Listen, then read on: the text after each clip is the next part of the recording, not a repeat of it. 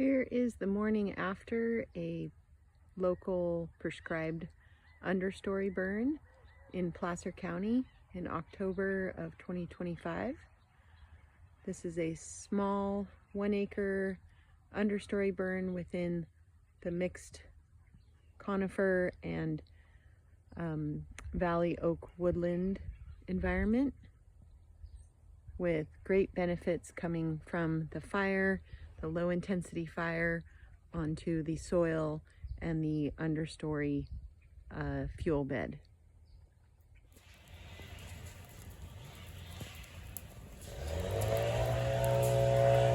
October 8th, 2025, prescribed fire on a private spiritual retreat property in Placer County, burning in mixed oak woodland, conifers, and primarily black oak, ponderosa pine composition with a pretty light duff layer, and I believe this is a re-entry burn by the second time. Fire has many benefits within the forest ecosystem. CAL FIRE in the state of California is short for the California Board of Forestry and Fire Protection. And so for thousands of years, fire was used as a natural element within the ecosystem, and humans have even used fire as a management tool within forest stands for many years. Fire also can be suppressed around communities and structures to protect communities and human lives.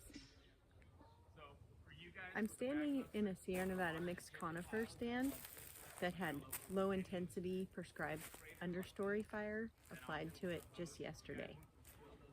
Some of the hot spots are still smoking, and there are many ecological benefits that come from these low intensity fires. We would want to apply low intensity fire to the surface fuels to ultimately consume those fuels and protect from large intensity wildfires from carrying and spreading. So remember, fuel is one of the most important components of the fire triangle. So when we can consume or remove those fuels, it can take fire and large wildfire out of that system. It's a tool that is used for fire suppression. 2 years ago, what kind of fuel oil do you see present? Not even enough to spread a wildfire, right? Yeah. So when you burn properly and you put the fire return interval in landscape every 3 to 4 years, it takes about that long for leaf and needle accumulation to occur where a fire can spread. We're talking low intensity surface fires. So look down here, we have very little fuel continuity because this burned pretty hot when we burned this. And you can see some charred sticks here and there, some charred stumps here. So this is quote unquote year 3 prior to leaf needle drop. And again, we're not going to get substantial fuel loading. But you look up the draw here, we have very heavy fuel loading occurring, and we got a big duff layer across the draw here on the other side of it. And we didn't get a chance to burn on the other side of the creek. So with our relative humidity being very, very high, you originally wanted to burn all the way out the road, but that herbaceous dead fuel component out there, it ain't going to burn and carry fire with a hoot and holler, and we'll be fighting all day long. So Corey and I readjusted to about this little 1-2 acre model. And what's kind of unique about this is grass fuels will tend to reach the level of extinction that are dead about 40% relative humidity. This won't burn. Too much moisture is flowing into that fuel component. However, pine needles, level of extinction, that's the moisture flowing into the pine needles here, the ponderosa pine. About 60% relative humidity is kind of where they begin kind of choking down where they will not combust, okay? And so what we're trying to do, I took a weather sample here about an hour ago, about 73% RH. So yes, it was dry, but we had a canopy over this pine needle bed here. And that kind of kept this canopy, kind of let that heat stay in here and keep this field bed dry. Where it's more exposed and more open out here, that RH had a greater impact. So we're starting back in here initially, taking advantage of that. So think about putting a lid over your forest, and that's what a closed canopy does, because a lid of that forest. You see it all the time. You're out there camping, you're camping in the trees and there's a meadow out there, and you look on the meadow and it's frozen, right? And it's frosty and wet, but under the trees where you're at, it's a few degrees warmer, you know, and it didn't freeze under the trees. Okay, that's kind of the same thing we're playing with here. So it's kind of the nuances of fire behavior, prescribed fire. The other thing we did is how much 1 inch of rain is per acre in gallons. 27,154 gallons. So literally 54,000 gallons of water fell here last week, literally a week ago, right? You dig under the thicker duff layer across the way, it's bone dry. Not one drop of water got down through that duff layer. Back when I was a youngster, learning about all this stuff, the old timer said, kid, when we get 2 inches of rain, fire season's over. All right, I believe him, don't know why, but all right. All I know is I got laid off and that was it. Okay, 2 inches of rain, we're screwed, I'm done.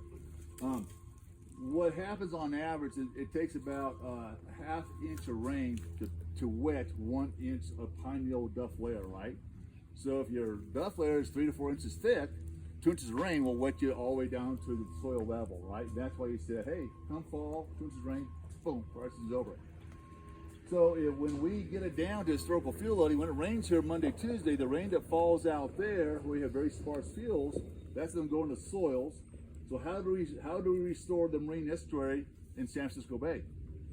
Anyone want to know that? You gotta get the water here into that big channel there that'll hit the Sacramento River in time, all the way out to the mud flats there. And that's how we do it. So we gotta get the water from the sky into the soils.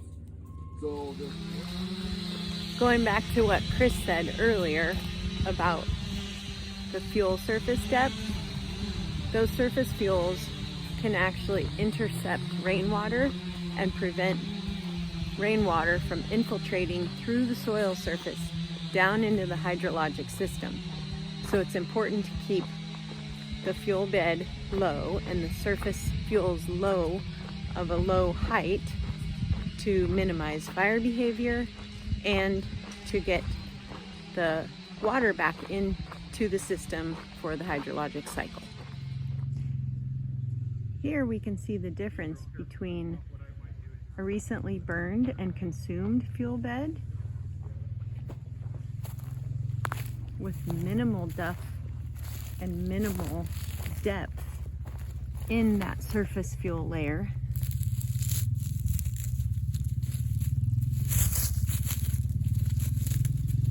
Right down to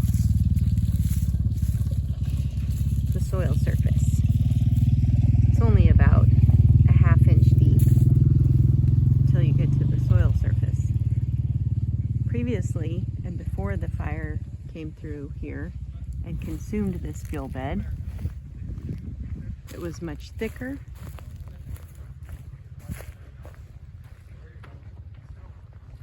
And a dense duff surface layer all the way down to the soil. This unit will actually be burned today and has already started with fire prescription over on that far side beyond the crew. The depth of the fuel bed here to the soil surface is closer to the middle of my knuckle, which is over an inch.